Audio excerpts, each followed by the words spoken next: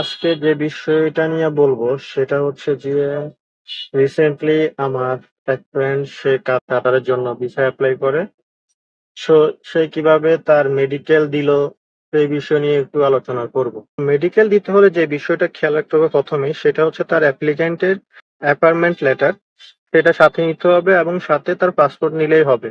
এই দুটোই বিষয় তাকে এনশিওর করতে হবে। দ্বিতীয় বিষয়টা হলো যে আমরা অনেক সময় চিন্তিত থাকি যে আমাদের মোবাইল ফোন, হেডফোন, টাকা ওগুলো কোথায় রাখবো বা ওগুলো কি রাখা যায় কিনা বা নেওয়া কি যায় কিনা। হ্যাঁ, আপনি নিতে পারবেন, ওইখানে আপনার রাখার জন্য একটা ব্যবস্থা আছে। সো এটা নিয়ে আপনি চিন্তা করার কিছুই নেই। এখন আরেকটা বিষয় থাকে সেটা হচ্ছে যে আমি কি বিআইপি নেব কিনা। বিআইপি নিলে কিন্তু আপনাকে ৪,১৬০ টাকা এমন টাকা দিতে হবে। সো আমি মনে করি যে ভিআইপি টা না নেওয়াটাই ভালো, কারণ ভিআইপি তে আপনার শুধু সিরিয়ালটা একটু আগে যায়, কিন্তু যখন আপনার আবার পুনরায় টেস্ট করে বা কিছু হয় তখন কিন্তু আপনার ভিআইপি সরে যায়।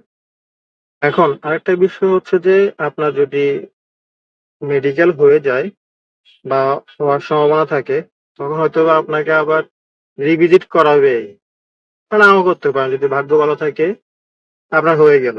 যদি রিভিজিট হয় তখন একটা টেনশন থাকে যে আসলে রিভিজিট কখন আসবে না আসবে, তখন কিন্তু আপনাকে একটা নাম্বার থেকে ফোন করা হয়।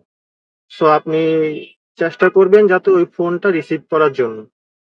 ফোন যদি একবার রিসিভ না করতে পারেন তাহলে আপনার এই সিরিয়ালটা আস্তে আস্তে আরো ২-৪ দিন দেরি হতে পারে বা ৫-৬ দিনও দেরি হতে পারে, বা কারো লাক ভালো থাকলে পরের দিন আবার কল দিতে পারে।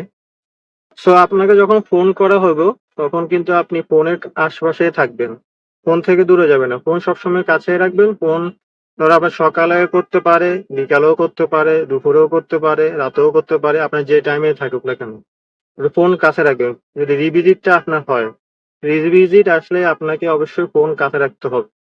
ফোন একবার মিস করা যাবে না, তারা কিন্তু মাঝে মধ্যে হয়তো মিস কলও দিয়ে দেয়, এটাও শুনেছি আমি।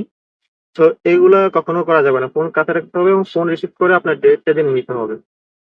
ডেট জানার পরে এখন আপনি আবার রিভিজিটের জন্য যাবেন, যে আবার আগের মতোই আপনি সিরিয়ালে বলবেন যে আমি রিভিজিটের জন্য আসছি।